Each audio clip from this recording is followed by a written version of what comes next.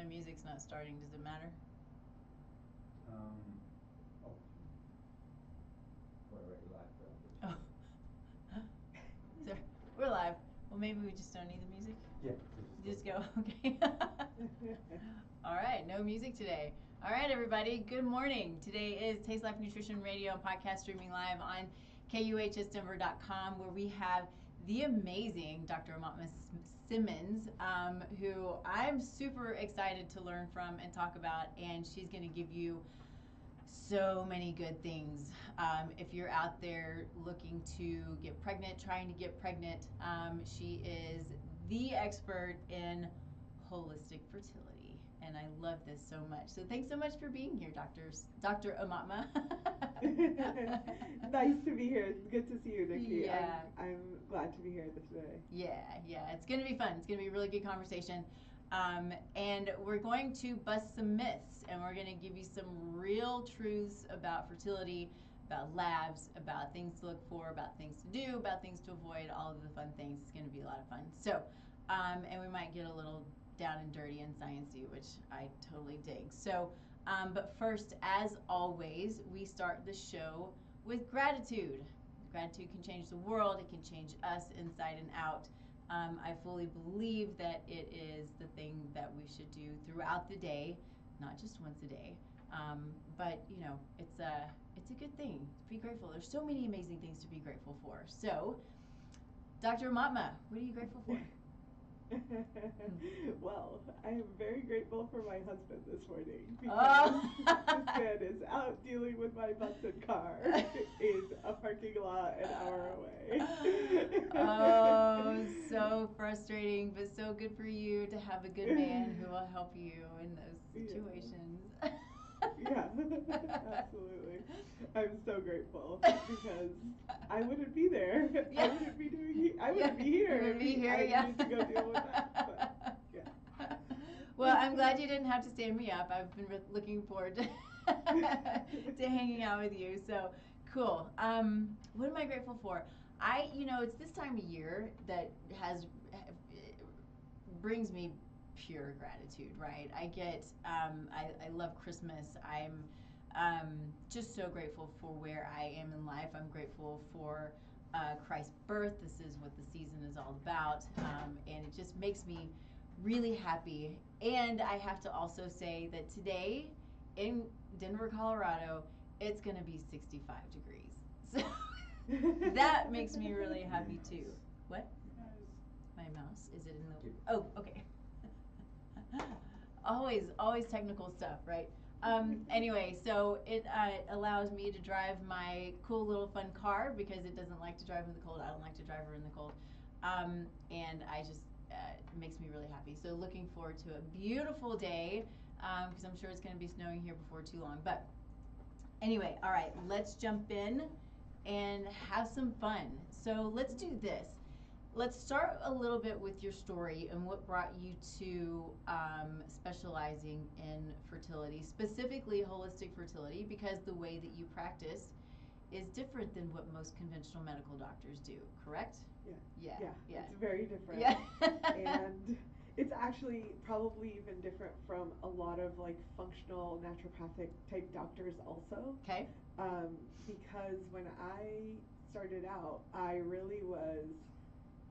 I was already a naturopathic doctor, and I was dealing with a lot of questions around whether I wanted to have a child with the person that I was with at the time. Mm-hmm. We had already been married for a bit of maybe 6 months or something at that point, and he had started asking hey, are we going to try, let's have a baby soon. And I felt my uterus kind of waking out. And I was I could literally palpably feel my uterus screaming no. You just gave me chills. That's amazing. So I have to say real quick, I say this all the time that we have to listen to our body and be so in tune with our body. And it takes practice, right, to be in tune with our body. But I think that is such a beautiful thing to know yourself so well and to feel that. You're like, holy smokes, what is going on? And what is it that I need to listen to here? Mm-hmm. Yeah. Yeah. and to your point, like I was a doctor. Like I've been in touch with my intuition forever. Yeah. And Yeah. like now that when I look back upon it, I am really surprised that I even like ended up married to this person because I had signs that Yeah. this was not the right relationship for a very long time. Interesting. I like had the worst menstrual cycles. Every month I was like PMSing for like 2 weeks at a time. It was like now knowing what my body can do now, I'm like, oh, that was not like, oh, this is normal. It's actually like, no, my body really is not okay with this person that I have chosen to be with, and I really need to question whether I'm making the right choices. So that again, I- in and of itself, is amazing because how many women out there, and there are many, many factors that go into this, but have PMS, PMDD, severe symptoms during their cycles, and is it the And- fact that they need to think about their relationship, right? Well, yeah, or something. Yeah, Right? sure. Like Yeah, it's many not always factors. relationships, Yeah. but it's definitely our body is so wise. And when we're not listening, it is really easy to get down the wrong path. Yeah. And for it to domino, right? Yeah. And it was it was one of these like relationships. We had been together for 7 years. On paper we were literally perfect. So on paper it was like, oh yeah, like we're doing all the things, we're doing the right steps, and yeah, of course we should get married, and of course we should have a baby, and like not questioning any of it. Yeah.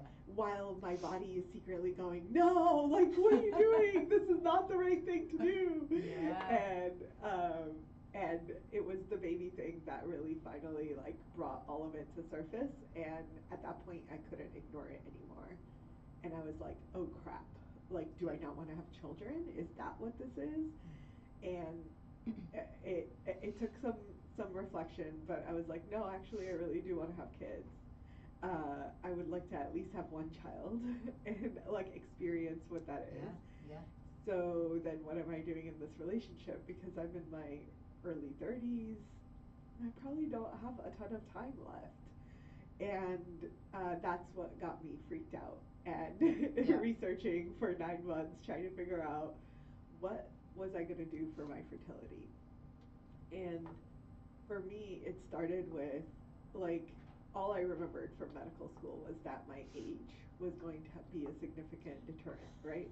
So at 35, your fertility drops off a cliff. That's And what you're everyone is geriatric. taught. I mean, Yeah. who came up with that anyway? You're geriatric, and you're 35. Geriatric pregnancies, Yeah. yeah.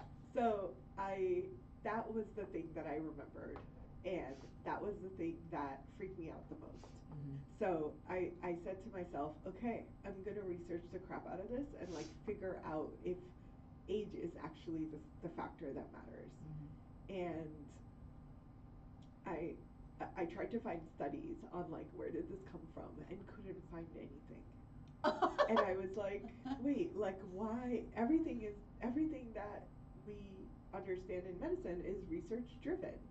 So where's the research on this? Only to realize that there is no research. Now there's like maybe 2 studies, still very little. Oh my goodness. And they haven't found that there's a cliff, right? They're not saying, oh, actually what we're seeing in research is that fertility like massively dropped off at 35. What they're showing is that there's between 25 and 29 and 35 and 39. So they compared 2 age groups, and they compared the time to conception over the course of a year, and there was a 3% decline. Oh. And I was like, okay, well, I could live with a 3% decline. Like, I'm not freaking out about 3%. So that was really the starting point of me, like, everything that I felt like fertility was on the foundation of was the age thing. And for me, if that falls apart, everything falls apart. So at that point, I was like, well, everything's fair game then. Because if we're telling people that 35, their age is the reason they're not getting pregnant, but that's not actually backed by anything, then guess what? I'm going to figure out what it's actually backed by. And I'm fine. Like, I can do this. And that was really the start of just finding all of the research that I was exploring at the time. This is 15 years ago, so I explored, like, should I freeze my eggs? Could I freeze my eggs? And I realized very quickly that the science of that was not at the point where I would want to pay the 20,000 to, like, freeze eggs. Interesting. Yeah. So, and then I started talking about it with the friends that I had around me who are all, like, doing this on their own, but not, like, not actively, but they're like, oh, am I gonna have children? What am I doing? I'm still single, right? Like, so we started having these conversations, and they're like, oh my god, you can help me with my fertility, and oh, by the way, I know this person, and oh, by the way, this person. So before I knew it, like, I was just surrounded by people that were like, hey, how come no one is talking about this? And why don't you talk about it? Like, tell us what you know. Yeah. And that's really how I like kind of fell into it. Only for like maybe 3 months later, the universe, like, one of my friends called me up, and he has an acupuncture clinic, and he was like, our lead naturopathic doctor just quit. Can you, like, come sub until I find someone more permanent? And I was like, okay, sure, whatever. So go show up at this clinic, and day one, the lead acupuncturist in his clinic comes up to me, and she's like, hey, I heard you talk about fertility, like, you know some stuff. And I was like, I've been researching stuff, you know. She's like, great, here's a whole stack. And she has like 400 patients. What? That she's like, I can't help them, so maybe you can figure it out. And I'm like looking through all their charts and like trying to figure out, like, what's going on? Why are all these people struggling? And it was literally like the fastest course of specialization that I've ever fell into, because I was like, oh, all these people need help. And these are people that she's been working with for years, and they're not getting pregnant. And they've tried IVF, they're still not getting pregnant. So, okay, let's see if we can do something. And I started, like, testing out a lot of my theories that I was finding in research, and they started getting pregnant. And that's when I was like, oh my god, this is really cool. I think I'm onto something.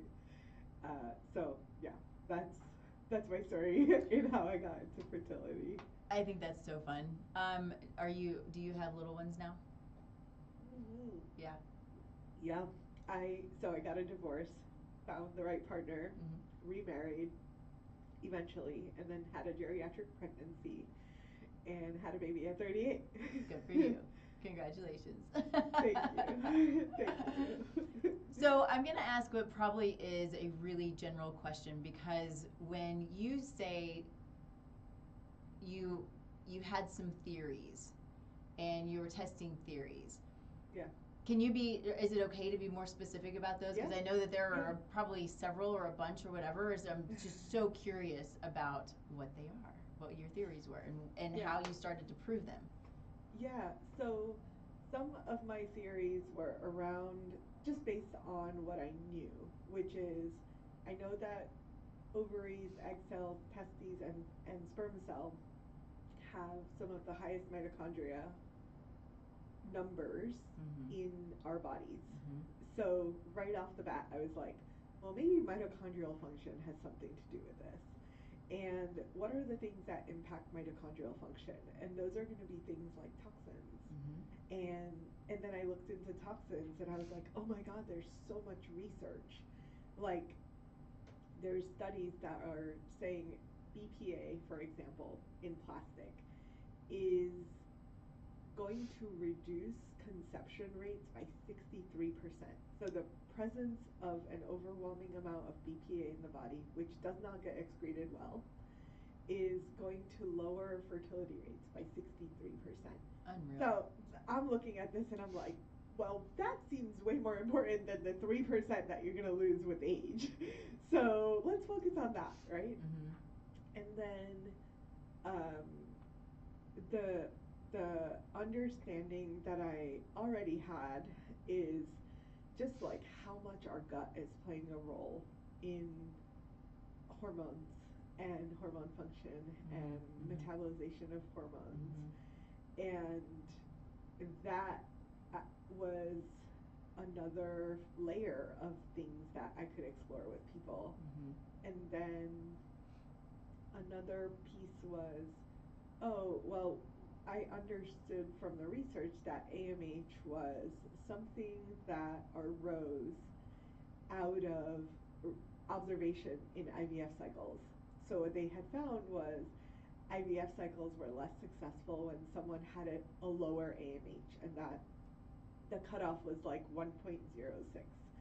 So a lot of what women were being told was, oh, your AMH is low, so good luck, you're never going to have a baby, and you should probably do egg donors. And the theory that I was playing around with at the time was, well, but what if AMH is not the reflection of whether or not you can have a child, but really just a reflection of what's happening in your body? Do you have the right blood flow and circulation? Do you have the right nutrients? Do you, is your body like functioning the way that it should? And is that going to influence whether or not you conceive? And then very early on, I had a 48-year-old who, like, God help me, like, how did I even think, I was just like, I don't care, like, let's just try. Yeah. And her AMH was 0.3 when we started, and in 3 months we retested it and it was 1.3, and I literally was like crying in disbelief because it's like, that's not possible, like she's 48, like that's just not possible. And I called up a few like reproductive endocrinologists, and one of them like entertained me, so I was like, hey, can we like meet for coffee? And he like met me, which is crazy. Like, yeah. And so I'm like sharing with him what was happening, and he's like, yeah, it's not so much that you created more eggs, because obviously that's not possible, but, and he was like a little bit more naturopathically minded.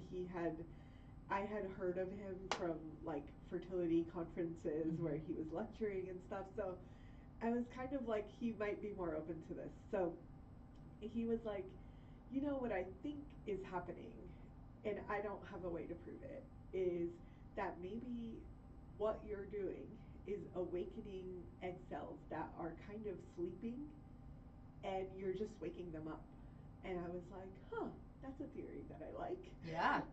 So I kept trying it out with more people, and it consistently was like, oh, this is happening. Like, people's AMHs go up. This doesn't always mean that they get pregnant, but it means that they now have a possibility and a chance where previously they didn't, right? And so, real quick, explain. So AMH is anti-Müllerian hormone, correct? Yes. Right. Yes. And so that is what we have deemed in medicine, right? The main hormone we look at to understand if someone has the ability, it is reproductive anymore or not. So if AMH is low, then no, and that's kind of that's where you quit until now. And that has been traditionally the case. Even conventional reproductive endocrinologists are getting on board with the fact that AMH alone is not a good determinant of diminished ovarian reserve, which is now the technical term for this. But it's actually a combination of AMH and FSH, according to them. Okay. So what they are saying is that if AMH is going down and FSH is going up, then you are more likely to have lower ovarian reserve than someone who doesn't have that high FSH. Okay. And FSH is a signal from the brain to the ovary that is signaling it's time for you to make some follicles. And that signal is happening in the early follicular phase. if that signal is high, it, to me, the way I've translated it is like the brain is sort of yelling at the ovaries and saying, make some follicles. Why are you listening to me? Make some follicles. Yeah. And that signal will keep getting higher and higher and higher in order for the ovary to respond. And I think several things happen if that signal is so loud. One is the obvious, which is it's a signal, it's an indicator that the ovary is not doing what it's supposed to be doing. And then you have to question, like, is it not doing what it's supposed to be doing because it can't? Or because there's a blockage or something in the way that's keeping it from doing it? And that was the question that I started asking, and we can talk more about FSH in a bit. But this connection between FSH and AMH is pretty significant. The other thing that happens is what I would expect to happen, which is if you have a boss standing over your shoulder, yelling at you, screaming at you, like, why aren't you working faster? Why aren't you producing? Then you're probably not doing your best work. So I think that it's another indicator of potential egg quality issues. And so now you not only have potentially low reserves, you also, if your brain is doing this yelling, are likely to have poorer quality. And that is a pretty significant factor in whether or not you're going to get pregnant. Probably more of a factor than how many eggs you have. Interesting. Yeah. So cool.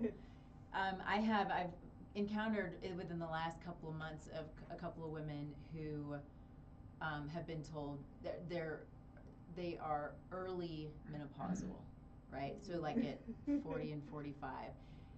And I just sat there and, they had their AMH tested. I did not know to look at FSH also, but, they were told, there's no chance for you, you're done, kind of thing, which is, heartbreaking for those who aren't ready to be done. But I just keep questioning, I'm like, is this really the case, right? And so it's not my specialty, but I have to go, there's, kind of the same thing. What is it that's creating the problem? Why is there an early failure? Because in my mind, we still have to go deeper. And can it be reversed? Maybe, maybe not. But you have to ask why, and you have to address what's going on, right? Yeah. Exactly. And the thing about FSH and AMH, the flip side of it, which is, I did have a few people that were told they were menopausal, and one of the early ones was like 43, and her FSH was like 150, 128, something like over 100, very, very, very high.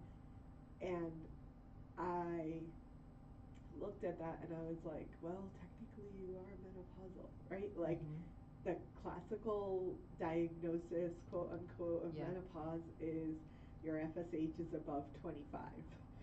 And now it's above 30. They've changed it a little bit. But either way, over 100, you're definitely in menopause. Yeah. So I looked at her and I was like, maybe this is true. But her LH, which we don't often talk about, that's the luteinizing hormone.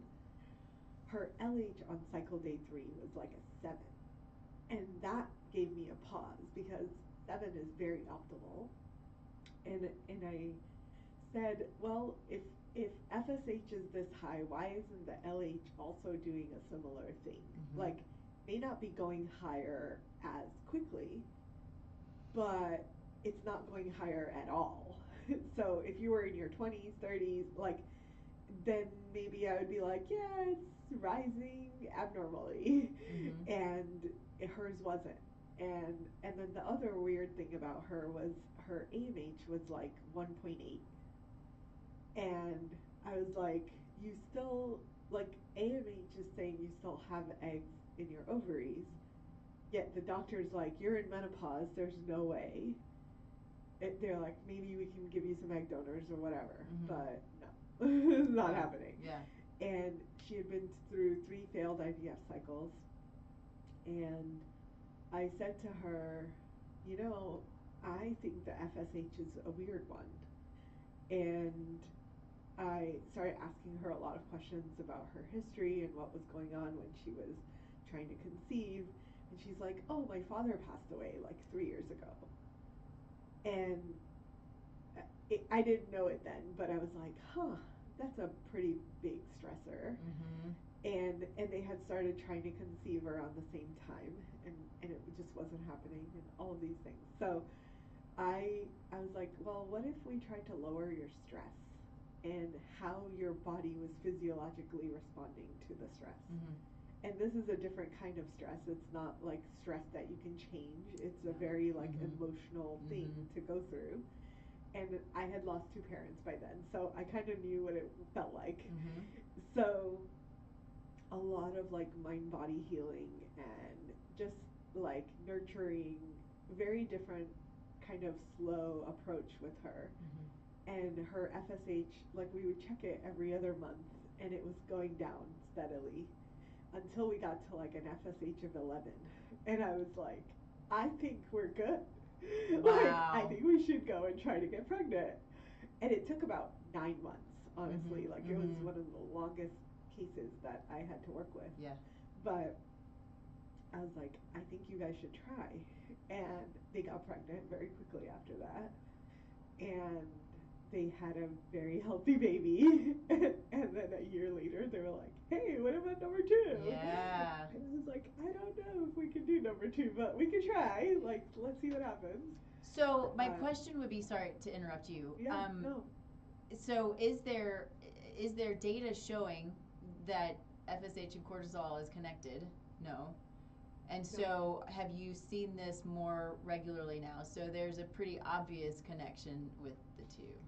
Yeah, and I was saying all of that to say we probably are still not evaluating ovarian reserve and like the diagnosis of early menopause very efficiently because there's I think all three, honestly probably all four hormones need to go together.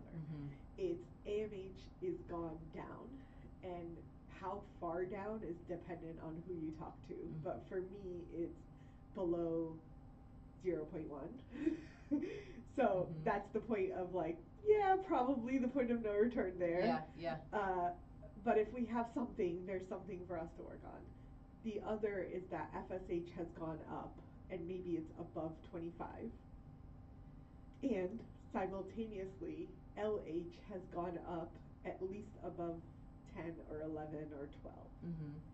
So I think that the FSH and LH have to be responding in the same way for it to be like true menopausal. Yeah. And then the last one is estradiol, and estradiol usually goes down in menopause. So in perimenopause, you'll see it go up a lot. So estradiol will be like in the hundreds and the 200s. I've seen it as high as like 380. And then it will crash down. And if it's below 20, you're probably closer to menopausal. And that doesn't mean it like we have to evaluate each person as an individual, because we take like so much liberty with saying, oh yeah, it must be menopause because you're 40. And it's like, oh, maybe not. Right? And like I have these multiples of cases where all of those things didn't click into place. There was a woman that had an AMH of 0.1, told by 3 different fertility doctors that they were not going to do IVF. There was no way. She needed an egg donor. She came to see me, and her FSH and LH were below 3. And I was like, that doesn't quite fit. Yeah. And she's 32.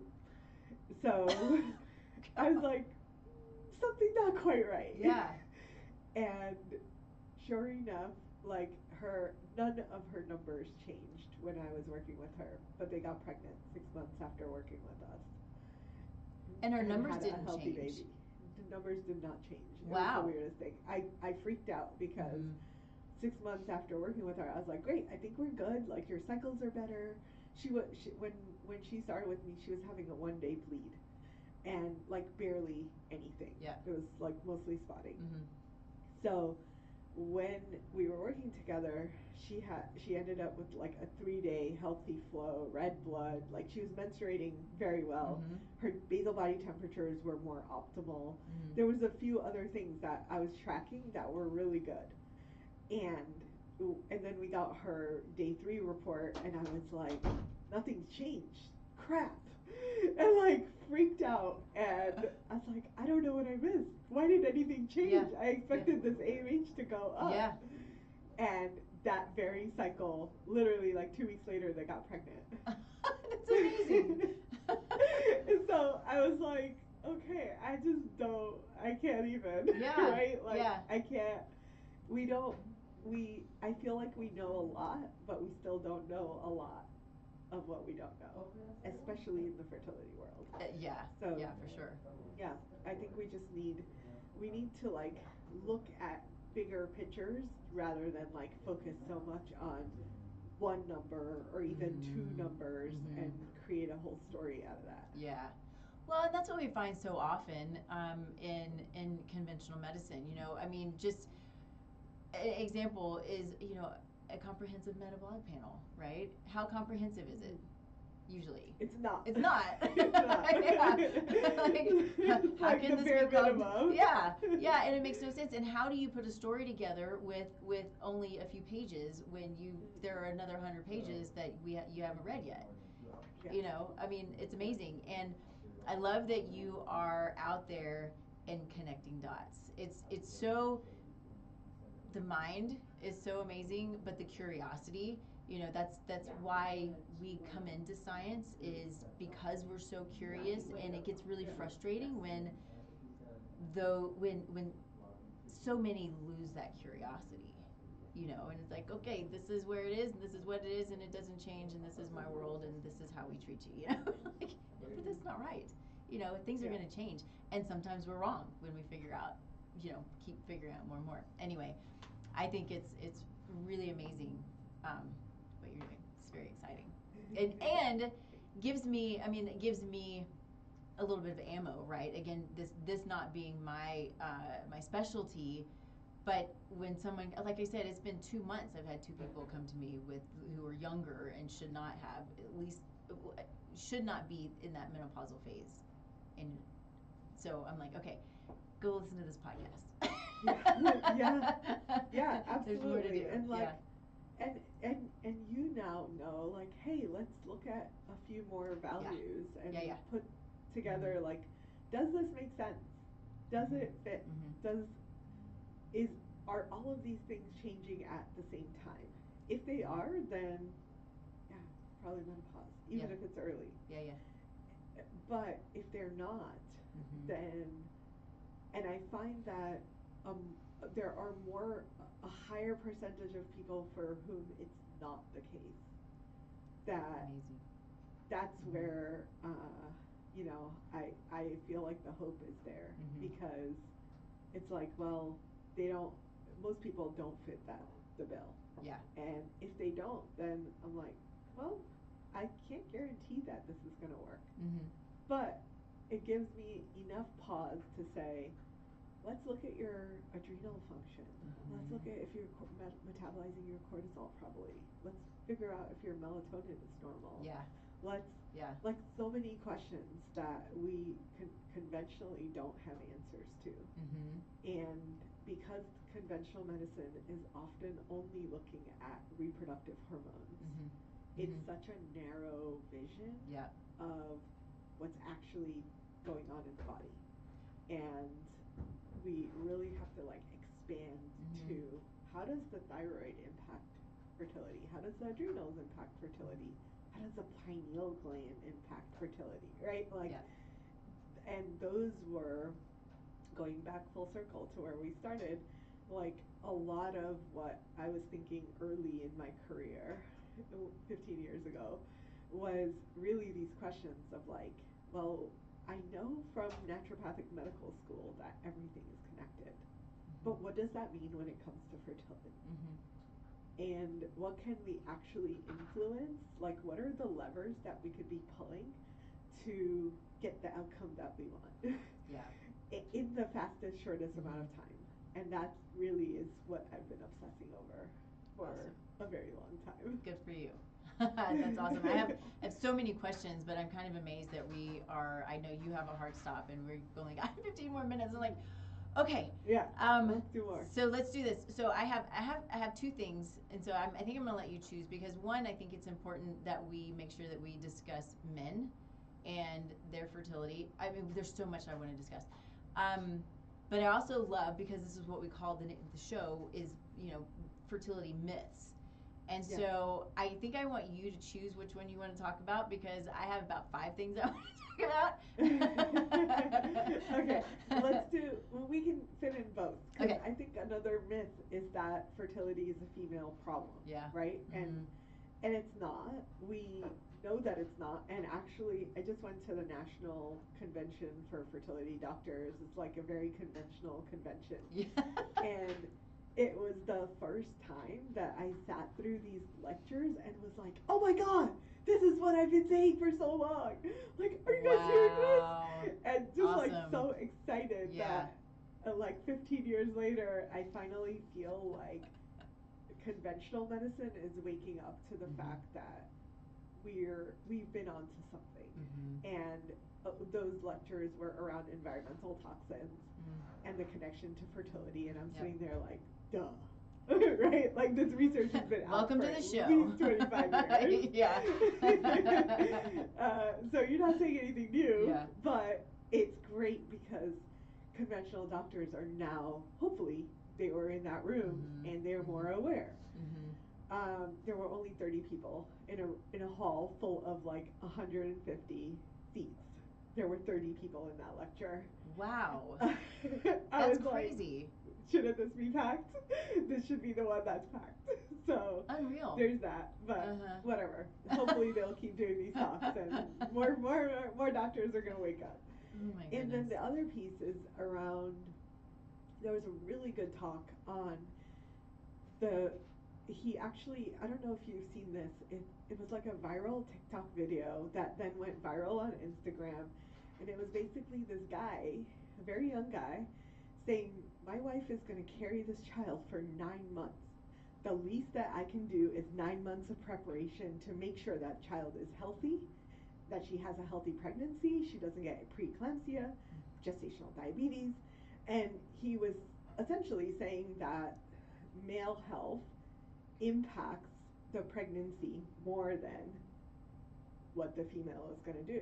And literally this doctor like threw up that video, and he was like, he played it, and he was like, I'm about to tell you why everything this guy says is actually true. This is not a TikTok like idiocracy, know, whatever. Yeah. And I was like, I got so excited because this man literally stood up there for an hour and was like, here's a study on sperm health, impacting preeclampsia, impacting whether or not the child is going to be healthy and get early childhood diabetes. Just like every single thing was, the man is responsible. And we're not testing the guys. We're really not going beyond sperm health. So we're missing so much on the male side that medicine is going to need to catch up with, because the research is there. It exists. Fascinating. So yeah, men's health is so important. Male fertility has been on a massive decline for the last 70 years. What is it, 60%? Is it still about 60%? Yeah. Yeah. I mean, that is mind-boggling. Isn't it? It's crazy. It's crazy to me. And the funny, not funny thing about it is that we keep lowering the bar. So of course, people aren't waking up to the fact that, oh, you're actually way out of the norm or way out of optimal, because the norm, quote unquote, is getting lowered. So where 70 years ago we would have expected sperm morphology to be like 10 to 12%, maybe 14%. Now we're saying, oh, sperm morphology at 4 is totally fine. Unreal. And I've seen like guys with 1 to 2% normal morphology being told, oh, your sperm are fine, that's not a problem. And I'm like, only 1% of your sperm are remotely normal. That should be a red flag. It's for really anybody. scary. Yeah, for sure. Yeah.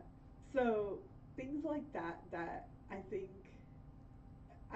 that because Western medicine is so focused on the one solution for fertility, which is IVF, and um, and IVF can kind of compensate for the fact that guys have poor sperm morphology, because they can literally look under a microscope and say, oh, let's kick out all the abnormal sperm and we'll just take all the normal ones and stick them with the egg and hopefully they'll do their magic. Yep. And that is true. That's a bypass. The problem is that when a guy has 1% sperm morphology, no one is pausing to say, why? Why does he have 1%? That's not normal. It's like saying, oh, only 1% of your body has to be functioning well. Only 1% of your heart function needs to be good for you to be good and healthy. Yeah. Like, we wouldn't do that in any other part of our body. But, 1% sperm morphology? Sure, no problem. Let's take it. We'll take it. And we'll tell you that you're fine, you're not the problem, and it's not you that's causing the fertility issues, when in fact, it is you. Yeah. Unbelievable. Well, and so we take that back. I have obviously my thoughts, of course, that are creating these problems, both for men and for women. But what are you doing specific testing, like outside of the norm, when it comes to working? Because you're working with couples, right? You want to work with both, obviously. What are you checking? Are you doing toxin testing? What are you looking at? Yeah. So I want to. When a guy, we will start with semen analysis and what we call the male fertility panel, which basically is, honestly, keeps getting closer and closer to the female panel, believe it or not. Interesting. So it's like CBC, complete comprehensive metabolic panel, insulin, blood sugar, A1C, thyroid, like a full thyroid picture. That changed recently. We were just doing TSH, and then there was some new research that was like, oh, actually men have Hashimoto's just as much as women. As much? Testing them. Really? As much, oh, fascinating. So I was like, oh crap. Yeah. Wasn't testing them. Yeah. So that was interesting, and like kind of a more recent change to actually throw antibodies into their analysis. Then we have a homocysteine, which is a marker for methylation. So good. And I know that was one of your things. And methylation actually has a significant effect on male and female fertility. So if someone is not methylating properly, if they have epigenetic issues, they are going to spit out higher levels of homocysteine. It's like the byproduct of a pathway gone awry. So we test the homocysteine because it's $5, and why wouldn't we? Well, that's the I have had doctors say, no, I'm not. If I send it out, right, I'm not testing homocysteine. She's too young. I'm like, what? I what see does it. Matter? Yes, and I see it elevated. I mean, it's constantly elevated. Yeah. So so those are the big ones. Yeah. On the male panel. So I wanted to say real quick, because what women are often hanging on to, and men too, to a degree, but what women often catch when it comes to now these markers, like the MTHFR marker, it's essentially a genetic marker, but there's a lot of fear around it. It's like the first one to like come out into the world, and everybody's like, oh, I've got the MTHFR. Well, most people have the MTHFR, but it's an understanding of that and what it's actually doing and how it's impacting you. And so homocysteine is one of those that we can look at that can help us understand methylation. and it does impact fertility, but it's not like it's a scary thing. It's how we're made. We just need to know it and manage it. Yeah. Right? You're gonna adapt for most of it. Yeah. Most Yeah. of it, yeah. Yeah. So yeah, like if someone has high homocysteine, there's actually these studies were out maybe 10 years ago already. And it was hyperhomocystinemia, the technical term for high homocysteine levels, in men was a key relevant indicator to whether or not the woman was going to have a pregnancy that lasted full term. Wow. Meaning, would she or would she not have a miscarriage? Yeah. That's amazing. Let that sit for a second. Yeah. Because like a one factor on the male side that has been correlated with recurrent pregnancy loss in the female for years. Amazing. Yet no one's testing it. Another one is high blood sugar levels. And same thing. If the man has high A1Cs, there is a likelier chance that the woman is going to end up with a pregnancy loss. Wow. So, yeah, to the guy who created this TikTok video, like absolutely spot on, is that of course men should be part of this conversation. Of course they should be doing the things that are going to support the woman having a healthy pregnancy, because at the end of the day, you guys are a team, and fertility is a team sport. Like this is not something that one side or the other can do solo. Yeah. So it really is so important that we go beyond the semen analysis and really look at what are all the things that could be happening in the guy that are impacting fertility outcomes. So amazing, so cool. I could sit and talk about this forever. I think the last question that I have that I want to make sure that we hit on is progesterone, because there's so much that I think that there's been this fear around hormones, exogenous hormones. Yeah.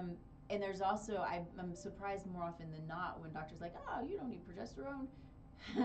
And so I would love to know your thoughts, your opinions on progesterone, all of it.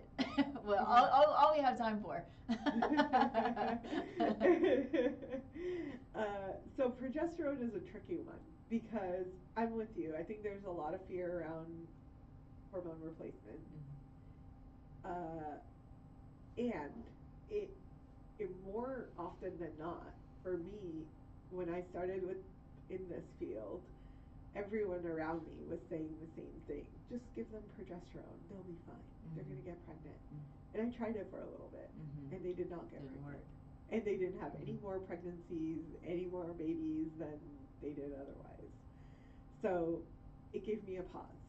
And I said, why, if all these like doctors around me, especially the naturopathic doctors that I respect, are saying that they're having success with this thing, but it's not working. Like, why the hell doesn't it actually work? Yeah. So I had to question it very quickly. And where I stand on it now is that progesterone is a reflection of egg quality. Because the corpus luteum, the shell of the egg, after the egg is ovulated, the shell sits around in the ovary, and that is what's responsible for making the progesterone for the 2 weeks or the first 12, 10 and a half, 11 weeks of pregnancy. So if the corpus luteum is not healthy, it's not going to make adequate progesterone. And if the corpus luteum is not healthy, then for me the question isn't why aren't we supplementing progesterone? The question is, why isn't the corpus luteum making progesterone? Yeah. Right? So it has come to, for me, like, I use the progesterone values in blood. We test it after we've done our process around, like, let's optimize as much as possible, let's get the basal body temperatures right, and then let's test your progesterone. And if your progesterone is low, we're not giving you progesterone. unless you're 45, then absolutely, let's Okay. just give you the progesterone. Yeah. But otherwise, let's figure out what we can do to improve egg quality Mm-hmm. so that your body can make that progesterone on its own. And still, I'm not opposed to progesterone, right? Like, Mm-hmm. I want people to be really clear that I'm not saying don't take progesterone. Mm-hmm. I'm Mm-hmm. saying figure out if you actually need to. Mm-hmm. And so our strategy around it is like, if it's low, we support corpus luteum health. Then we keep monitoring, is it going higher? We give it a little time. If it goes higher, great, we solve the problem. And if you've not had a pregnancy loss prior, then we're not worried about it. We're still going to monitor your BBTs, and basal body temperatures are a really good indicator of progesterone, and you'll actually see temperatures drop in early pregnancy if the progesterone is getting too low. So if the temperature drops, then we're like, oh crap, we should have given you the progesterone. Yeah. And we'll either have it on standby so she can take it right away, or it takes about 2 days usually from a good compounding pharmacy to get progesterone. Mm-hmm. So we have a plan in place that is taking it as it comes, but not from the start saying, hey, you're going to need progesterone, let's just give it to you. Yeah. It's more like, let's fix the problem, let's see if your body can do what it needs to do, and then let's catch it early if it's not doing what it needs to do if you are pregnant, right?